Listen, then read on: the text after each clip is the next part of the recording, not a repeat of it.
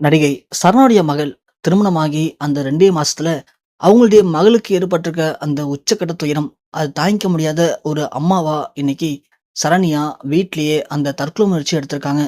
இது அவங்க குடும்பத்தினருக்கும், தமிழ் சினிமாவுக்கும் மிகப்பெரிய ஒரு சோகத்தை ஏற்படுத்தியிருக்கு.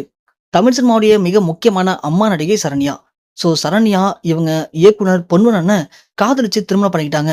இவங்க நடிக்கிற காலத்துல தொடர்ந்து நடிச்சிருந்தா கண்டிப்பா இந்நேரம் இவங்கலாம் பெரிய ஒரு நடிகையா மாறியிருக்கலாம். ஆனா, அன்னைக்கு தன்னுடைய 2 பெண்களுக்காக சினிமாவ ஒட்டுமொத்தமா உதறி தள்ளிட்டு, குடும்பத்துக்காக முழுவதுமா நேரத்த செலவு பண்ணவங்க சரண்யா. அப்படிப்பட்ட சரண்யா தான் சினிமால ஏதோ ஹீரோயினா நடிச்சுட்டேன். இதுக்கு மேல தன் மகள்கள சினிமால கொண்டு வரக்கூடாது. சினிமால நெறைய பிரச்சனை இருக்கு. அதனால மக்களுக்கு நல்லது பண்றதுக்காக தான் பொண்ணுங்கள டாக்டர் ஆக்க போறேன் அப்படின்னு தன்னுடைய 2 மகள்களையும் டாக்டர் ஆக்குனாங்க சரண்யா. அதே மாரி சரண்யா மீண்டும் நடிகையா ஆரம்பிச்சு அம்மா நடிகையா கிட்டத்தட்ட நெறைய படம் நடிச்சு, மக்கள் மத்தியில தனக்கென ஒரு நீங்காத இடத்த பிடிச்சிருக்காங்க. அப்ப இருந்த நடிகர்களுக்கு ஜோடியாவும், இப்ப இருக்கிற நடிகைகளுக்கு அம்மாவாவும் சரண்யா நெறைய படங்கள் நடிச்சு, நெறைய விருதுகளையும் வாங்கியிருக்காங்க. அப்படி அவங்களுடைய மூத்த மகளுக்கு ஏற்கனவே திருமணம் பண்ணி முடிச்சுட்டாங்க. இப்போ 2 மாசத்துக்கு முன்னாடி தன்னுடைய இளைய மகளுக்கும், தான் மகள் டாக்டர் ஆக்குன மாரி, அவங்களுடைய கணவரும் ஒரு டாக்டர் அப்படின்னு பார்த்து வச்சு, அவங்களுக்கு திருமண ஏற்பாடெல்லாம் பண்ணி, ரொம்ப கிராண்டா பண்ணாம ரொம்ப ரொம்ப சிம்பிளான முறையில அந்த திருமணத்த நடத்தி முடிச்சாங்க சரண்யா. சரண்யாவ பொறுத்தவரைக்கும், நாங்க ஒரு செலிபிரிட்டி அப்படின்னு எங்கேயுமே காட்டிக்க மாட்டாங்க. தானும், தான் கணவரும் சினிமால நெறைய சாதிச்சிருக்கோம். அதற்காக நாங்க ஆடம்பரமான வாழ்க்கைய சூஸ் பண்ணல. எல்லாமே தன் மகள்களுக்கு கஷ்டத்த சொல்லிக் குடுத்து தான் வளர்த்துருக்கேன் அப்படின்னு, தன் மகள்கள ரொம்ப சிம்பிளான முறையில கல்யாணம் பண்ணி வச்சாங்க. அவங்களுடைய இளைய மகளுக்கும் திருமணமாகி இப்போ 2 மாசம் ஆகப்போது. ஸோ, தான் வாழ்க்கையில எல்லாத்தையுமே சாதிச்சு முடிச்சுட்டேன். இதுக்கப்புறம் மீண்டும் சினிமால நடிக்க போறேன் அப்படின்னு சரண்யா ரீசெண்டா கூட ஒரு பேட்டி அளிச்சிருந்தாங்க. தன்னோட மகளுடைய திருமணத்துக்காக நான் எந்த படத்துலயும் கமிட் ஆகாம இருக்கேன். எனக்கும் பட வாய்ப்புகள் வந்துட்டு தான் இருக்கு அப்படின்னு சொன்ன சரண்யாவுக்கு, இப்போ அவங்க வீட்ல மிகப்பெரிய ஒரு பிரச்சனை தலை தூக்கி நிக்குது. அவங்களுடைய இளைய மகள் திருமணம் நடந்த இந்த 2 மாசத்துல திடீர்னு அவங்களுக்கும், அவங்களுடைய கணவருக்கும் பயங்கரமான சண்டை ஏற்பட்டிருக்கு. இது நார்மலா ஆரம்பிச்ச சண்டை ஒரு கட்டத்துக்கு மேல வாக்குவாதம் முற்றி போக, சரண்யாவுடைய மகள் திடீர்னு கோச்சுக்கிட்டு அவங்களுடைய வீட்டுக்கும் வந்திருக்காங்க.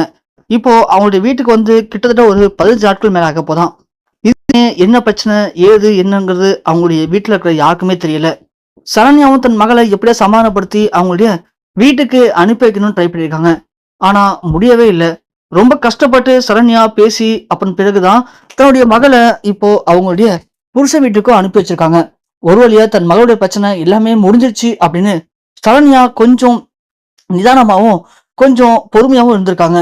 அதே நேரத்துல நேற்று நள்ளிரவு திடீர்னு மீண்டும் சரண்யாவுடைய மகளுக்கும் அவங்களுடைய கணவருக்கும் சண்டை ஏற்பட்டு, அவருடைய கணவர் அவங்கள அடிக்கிற அளவுக்கு வந்திருக்காரு. அடிச்சதன் காரணமா இதுக்கு மேல என்னால கூட வாழ முடியாது அப்படின்னு சரண்யாவுடைய மகள் பயங்கரமா கோவப்பட்டு அங்கிருந்து கண் கலங்கி அழுதுகிட்டு தன் அம்மா வீட்டுக்கு வந்திருக்காங்க. அதை பார்த்து சரண்யா ஒட்டுமொத்தமா மனசு உடைஞ்சு போயிருக்காங்க.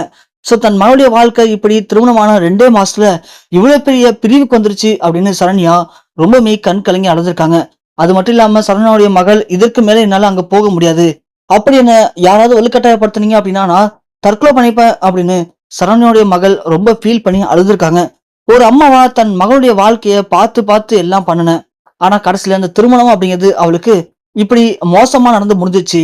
அதுக்கெல்லாம் காரணமே நான் தான் அந்த பையனை பார்த்து வச்சேன் அப்படின்னு சரண்யா பயங்கரமா ஃபீல் பண்ணிருக்காங்க.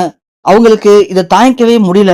மகளோட வாழ்க்கை இப்படி போயிடுச்சு அப்படிங்கிற உச்சக்கட்ட விரக்தியில என்ன பண்றதுன்னு தெரியாம வீட்லயே அழுதுகிட்டு இருந்த சரண்யாவுக்கு திடீர்னு மாரடைப்பு ஏற்பட்டு பயங்கரமான ஒரு சோகம் அவங்க வீட்டுல இப்போ நடந்திருக்கு.